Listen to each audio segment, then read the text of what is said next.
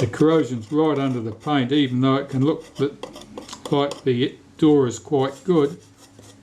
You touch the paint, it immediately falls off, and you can see the build up underneath it.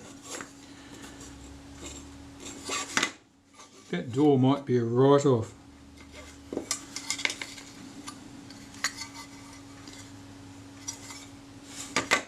I'll get the letter off and I'll find out.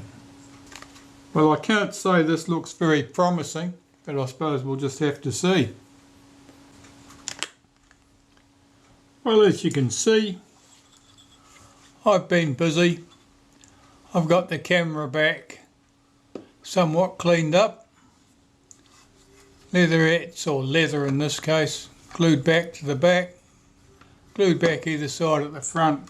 The casting I've cleaned up and haven't done anything dramatic there. Made sure that the idler gear here moves smoothly. That appears to be good. So I'm ready to put the struts mechanism back into this. So I'll get that all ready to go. First thing probably to put back is the return spring for the shutter release. So I'm just wiping the shaft here with a bit of molybdenum paste, and that'll lubricate that nicely. Put the spring in position. I've got the struts here. They didn't require much work. They're fairly straight. Just needed a bit of cleaning really. I'll just wipe a bit of molybdenum paste on here.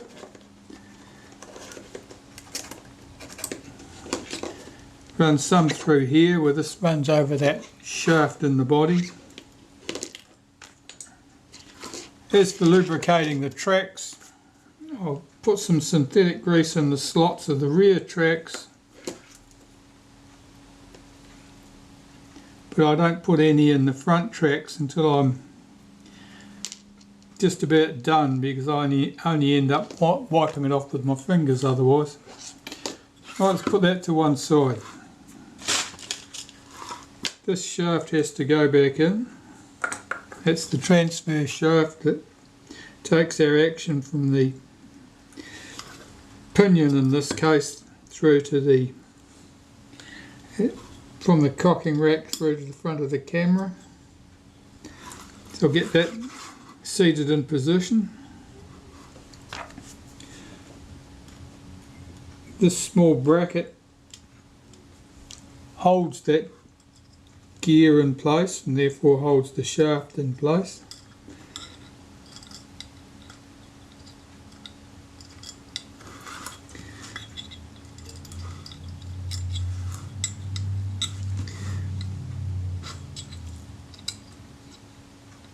It's not sitting there quietly for me today, that's better. Okay, getting this in place. Arrange this arm so that it looks like this. Goes in this way up. This has to go over the shaft for the shutter release. If I can get that on there.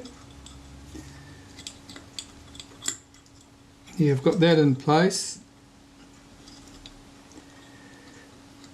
Now I've got to get this down to the body without disturbing that little bracket that I'd put in there. I've got to get that seated, and that went unusually smoothly. So there are 4 black screws.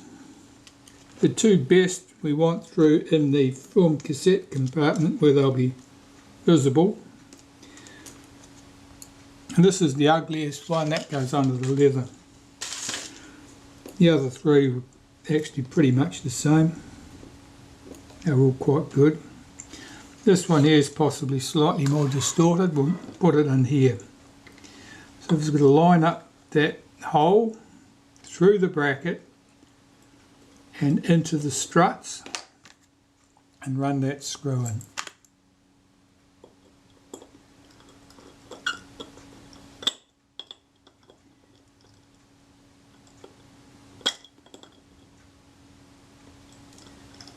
It doesn't need to be done up tight, just needs to be in there and located really. This spacer, this goes in the same position as that bracket at the top. This goes in the same position at the base, and it spaces out the struts from the body. So I've just dropped that into position.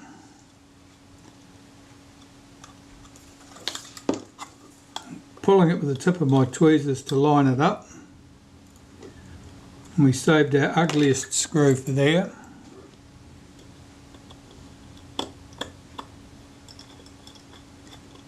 And do that up. Again, I'm not doing that up particularly tightly because I've got 2 more screws to go in yet. And these screws go in the film cassette chamber.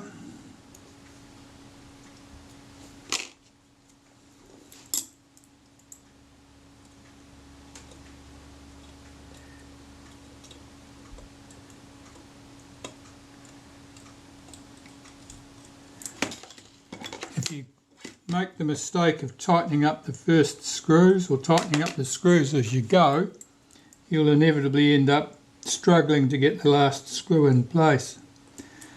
You need to get all 4 screws in position. Once they're all in position, as they are now, then you can tighten them up.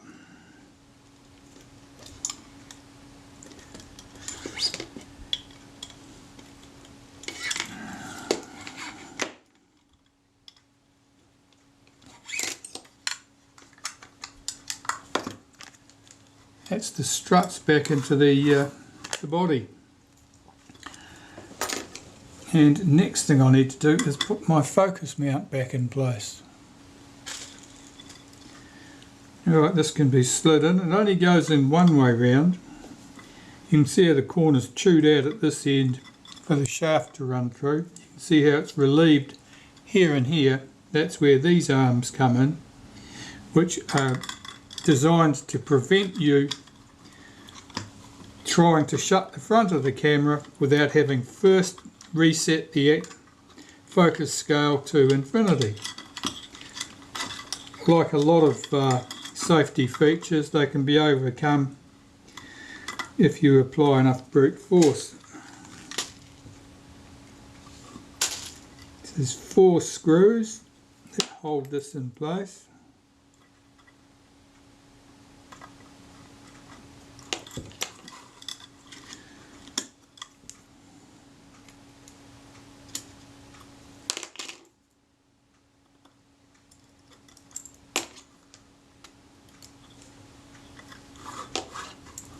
As before, I'm supporting this with my fingers, so I'm not pressing down on the front of the camera and potentially distorting the struts.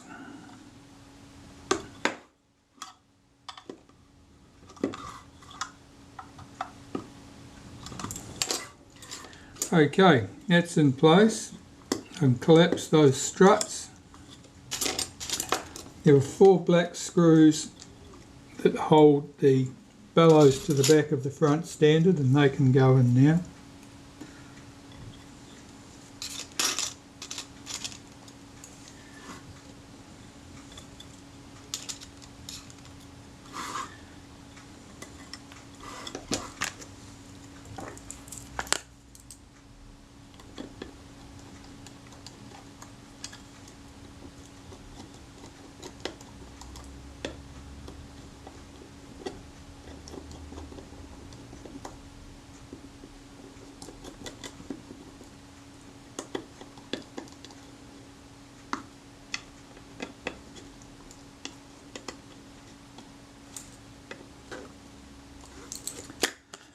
That's good, they're in place.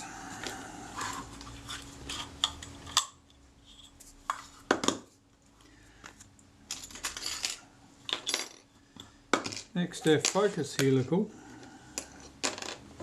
Now I've got my alignment marks, 2 here and 1 there, as I described when I was before I took it apart. 2 here and 1 there. So now I've got to get these pieces assembled in the correct orientation. Multi-start threads, always fun to get going. Alright, well there I'm pretty much neatly 180 degrees out, so let's go around a few more clicks and re-engage it.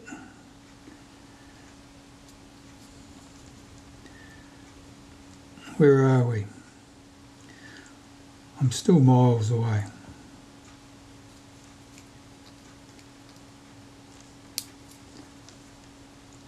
Okay, so now when those are aligned, my inner helical is sticking out too far. So I need to back it out this way 1 notch and re-engage it. Should be about right. Okay, so at that point, when my alignment marks are in line here and here, the front surface of those 2 rings, the inner and the outer, should be flush, and they are. So my position is correct there, and I'm just checking the action of that focus helical to make sure it's smooth. It appears okay. Moves nicely. So I'll use a bit of helical grease and lubricate that. And the helical grease here I'm using is Helimax XP. Optical and instrument helical grease, it's called. And I've found this works quite well. You don't need to put loads of this on. A spot in about 5 places around the perimeter is usually enough. Just work that backwards and forwards, make sure it's smooth. If you put too much grease in there, you'll probably find that the action stiffens up. Now that's not necessarily a terrible problem with a viewfinder camera like the Retina 1A, because you are going to be setting the focus, then putting the camera up to your eye. If it was a rangefinder camera, you would be putting the camera up to your eye and then setting the focus. So a rangefinder camera, you need a smoother, easier focus. Otherwise, you'll find it awkward. With a viewfinder camera, normally you're more concerned about not being able to accidentally knock the position of the focus setting as you put the camera to your eye. Okay, so that's back in place, and I'm just checking the action. That seems to move smoothly.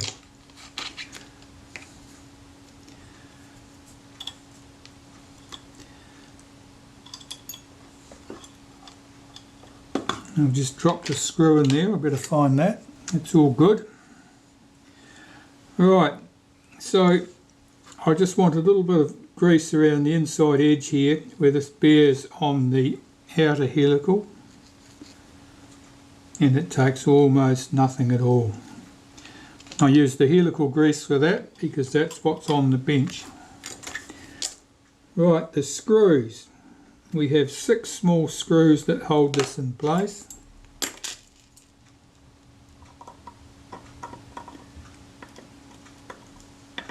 Before you tighten this up, make sure that the inner helical is sticking up proud of the outer helical, otherwise you will end up in strife. Yeah, if it's down below there, what will happen is that when you go to tighten these screws up, you'll be pushing the inner helical back into the mount further than things want to go.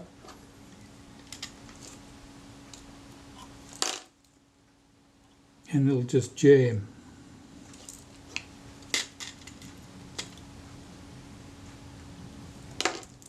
The 6 screws that hold this in place are the same size as the 4 screws that hold the focus scale ring in place. and you want the 4 best screws for holding the focus scale ring in place, because if the screw is a little bit damaged, they may not grip the edge of the focus scale correctly.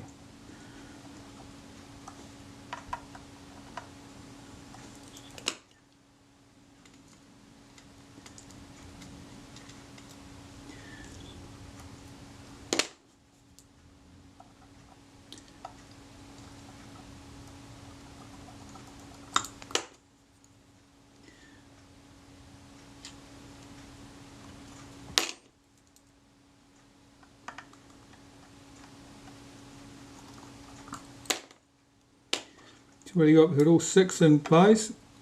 I'll tighten those up.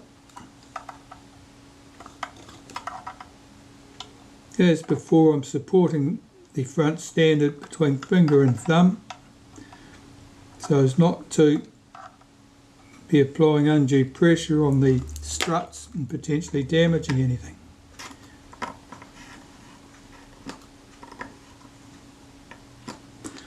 That appears okay. I had my inner helicoid probably slightly back further than it should have been then, so it was just touching the back of the mount. That's good now. The focus scale ring is the next to go back. Now the edge of the focus scale ring there is slightly damaged where that screw had been pulled through. So I really want to get that seated a bit better than that, since that's exactly where the screw is going to go back. I'll just put that on here, see if I can form that edge back over. I just want to fold that metal back over where it's pulled through.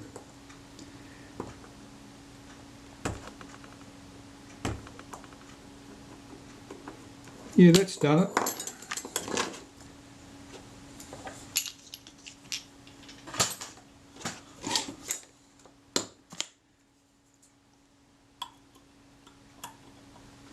Of course, we have alignment marks here that I scratched in between the focus scale ring and the outer helical. And that gives me a guide as to where everything goes back. I'll get these 4 screws in place. These screws, don't be thinking that you need to tighten them up a great deal. You do not. If you over tighten them, all that you'll achieve is that you will distort the outer helical, and that will make the focusing very stiff if it moves at all.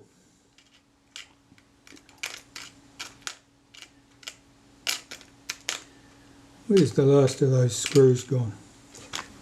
Oh, no cause for alarm, it hadn't got far.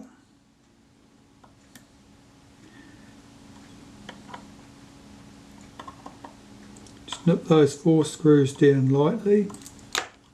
Check that the focus moves smoothly. This piece, in the rangefinder camera, that would have an arm on it. If this was a 2A, it would have an arm on it coupled to the rangefinder. Of course there's no arm because there's no rangefinder, but this serves another purpose.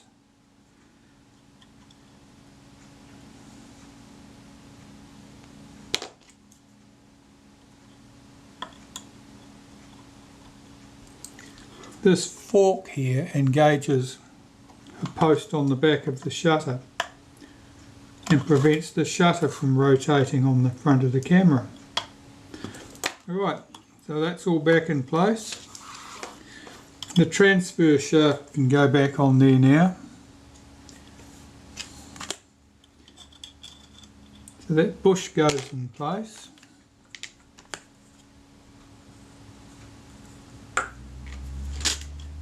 I'll apply some synthetic grease to the inside of this where it slides over the shaft. Shaft's got a flat on it which keys into the back of this. I usually give that a wipe on the front face too. run that through and get that connected up to the shaft. There it is, that's connected.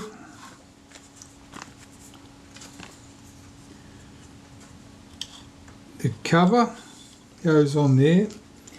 And there are two chrome plated screws. They're easily damaged. Not uncommon for one or both to be a bit ugly looking from previous repair attempts. Got the pretty one at the top where you can see it. The one down here you can't see once everything's assembled. So if there's an ugly screw in that position, no one will be any the wiser.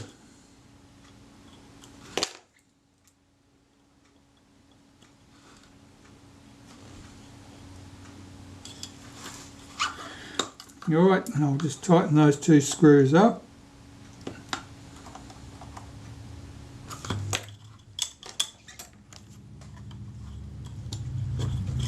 And the front collapses nicely. You can see how that shaft sticks through. That's the reason for the hole in the front. It's got to have somewhere to go when you fold the camera up. Okay, that's pretty good. I could put the front door back on that. Well, here's the front door. I haven't done an awful lot to that. It hasn't really required an awful lot. Let's find our paper washers.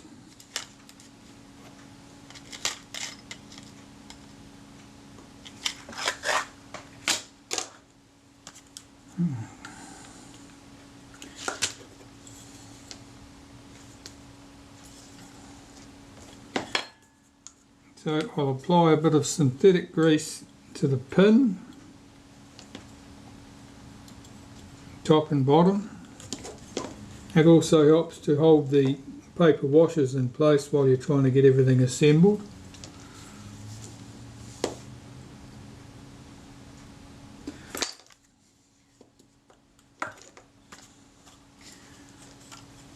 I'll get the bottom one hooked into here and stretch the top one out and hook it into place. At least that's the theory.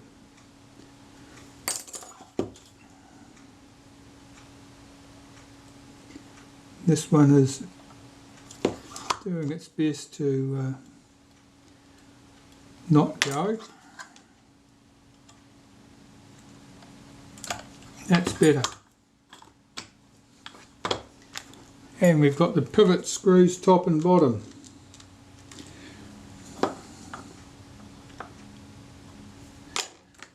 Now the pivot screw at the bottom in this case, which I've removed from the door after I'd taken the door off the camera, had a spacer washer, a shim washer in place to take up a bit of slack there.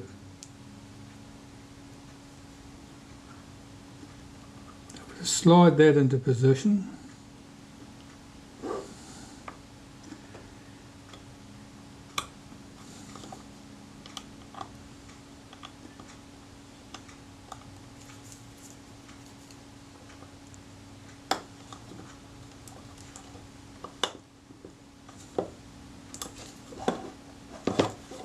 Can't quite see the hole there in the door.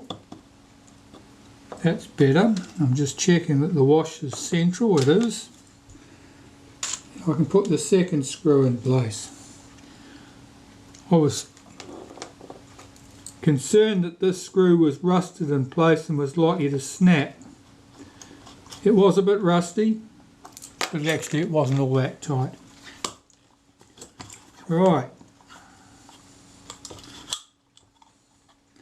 Does the front of the camera clip shut? Doesn't appear so. If I hold the button down, will it clip shut? Yes, and when I push the button it'll come loose. So the catch is a bit sticky. First thing I'm going to try there is just putting a touch of molybdenum paste on the hook of the catch in the body here. And the same on the catch here. See if that's enough to make that drop into place easily.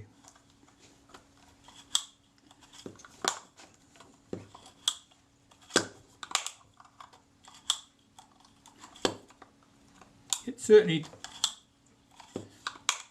doesn't want to clip into place easily, but it will clip into place, and it does release,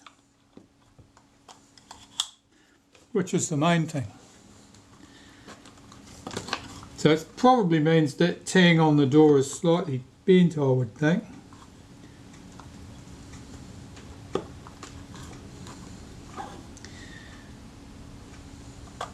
I think if I reverse the position of the washer and put it at the top of the door instead of the bottom, and that will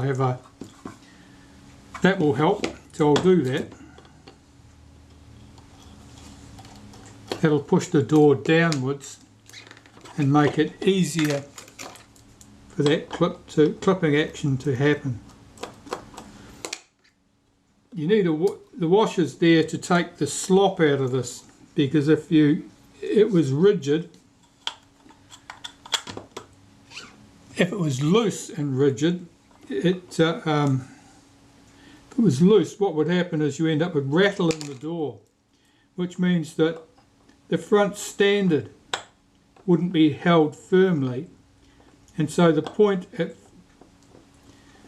in the travel of the shutter release would vary depending on how you were holding your mouth at the time. I'll just need to put the wash there, and I've just put the screw there by itself. Just had my brain at half mast today.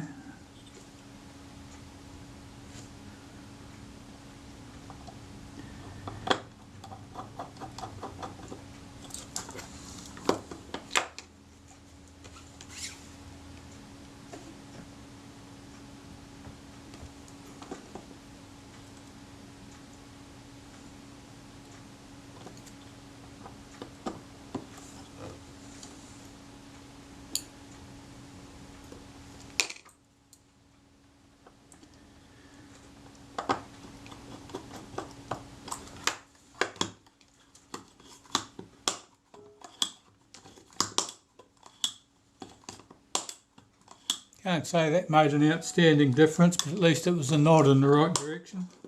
Okay, that's their focus mount and door back on the camera, ready to go. Film advance mechanism next, I think.